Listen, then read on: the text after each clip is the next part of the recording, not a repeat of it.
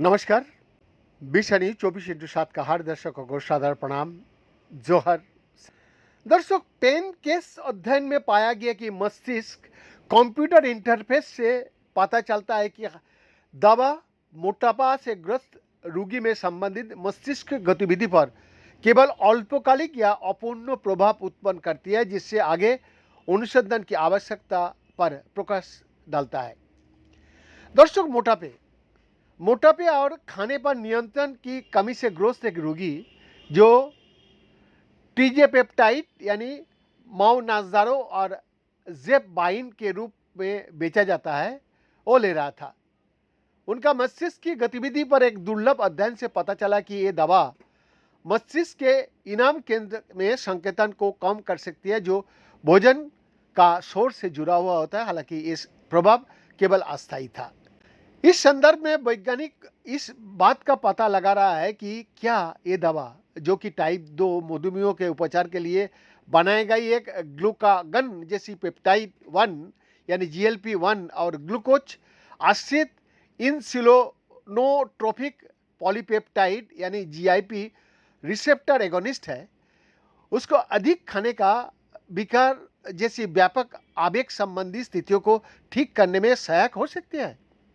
हालांकि nature medicine में प्रकाशित पेंसिल्वेनिया विश्वविद्यालय की पेरलमैन स्कूल ऑफ मेडिसिन का एक नए केस अध्ययन में बताया गया है कि निष्कर्ष हालांकि दिलचस्प है, लेकिन वर्तमान GLP-1 और GIP अवरोधक अभी भी इन व्यवहारों को विश्वसनीय रूप से प्रबंधित करने के लिए उपयुक्त नहीं है और इसके लिए अतिरिक्त अध्ययन की आवश्यकता होती है।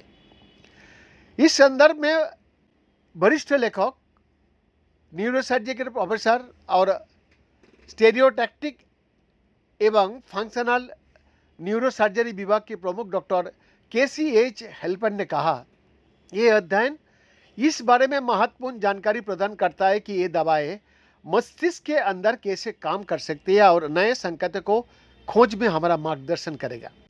उन्होंने आगे कहा, जब तक हम मस्तिष्क पर इनके प्रभाव को बेहतर ढंग से नहीं समझ लेते, तब तक टाइप 2 मधुमेह और मोटापे से परे अन्य स्थितियों के लिए GLP-1 और GIP अवरोधक को चमत्कारी दवा कहना बहुत जल्दबाजी होगी।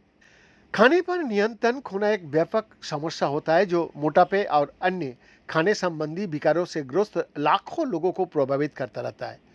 बिंज ईटिंग डिसऑर्डर या BED संयुक्त राज्य अमेरिका में सबसे अधिक पाया जाने वाले खाने का विकार है और कम से कम 30 लाख से ज़्यादा लोगों को प्रभावित करता है। दर्शक, ये बिंज ईटिंग का अनुभव करने वाले लोग अक्सर खाना बंद नहीं कर पाते और सामान्य तृप्ति के बाद भी खाना जारी रखता। शोध से पता चलता है कि खाने का व्यवहार, जिनमें अत्यधिक खाने का प्रकरण भी शामिल होता है, जो हाइपोथैलेमस और न्यूक्लियस एक्कम्बस यानी NAC नामक पुरस्कार केंद्रों से जुड़े मस्तिष्क नेटवर्क द्वारा आकार लेता है और AINAC मस्तिष्क की प्रेरणा प्रणाली में एक महत्वपूर्ण भूमिका निभाता है और आनंद एवं आवेग नियमन से संबंधित विकल्पों को प्रभावित करता रहता है। पहले के अध्ययन में पाया गया कि मोटापे और BED से ग्रस्त लोगों में, जो अक्सर एक साथ होता है, NAC और उसके आसपास की सर्किटरी में सिग्नलिंग बाधित हो सकती है। BED के निदान के बिना भी मोटापे से ग्रस्त 60% तक लोग भोजन संबंधी शोर का अनुभव करता है या लगातार भोजन के बारे में सोचते रहता है, जिसमें परेशानी और अनियमित भोजन व्यवहार जैसे कि भोजन पर नियंत्रण ना होना और अत्यधिक भोजन करना हो जाता है। बुलिमिया नर्वोसा और यहाँ तक कि एनोरेक्सिया नर्वोसा जैसे विकारों का इलाज में भी भोजन संबंधी शोर बेहद आम है। इसीलिए विशेष रूप से ध्यान देने योग्य है कि मोटापे और इन भोजन विकारों से ग्रस्त रोगियों में अत्यधिक भोजन करने और आत्महत्या के जोखिम का बीच एक संबंध स्थापित किया गया है, जो साझा आवेगी लक्षणों और उससे जुड़ा हुआ है। इन मरीजों का इलाज के नए तरीका विकसित करना बेहद जरूरी है, हेल्पर ने कहा, क्योंकि हालांकि GLP-1 और GIP इनहिबिटर लेने वाले कई लोग खाने का शोर में कमी की बात करते रहता है, लेकिन ये दवाएं खाने का प्रति अत्यधिक आकर्षण और उससे जुड़ी आवेगशीलता के इलाज के लिए FDA द्वारा अनुमोदित नहीं है। दरअसल मानव मस्तिष्क की गतिविधि पर इनके प्रभाव का अध्ययन अभी शुरू ही हुआ है। बीएन का एक्सक्लूसिव रिपोर्ट, 20/24 रांची।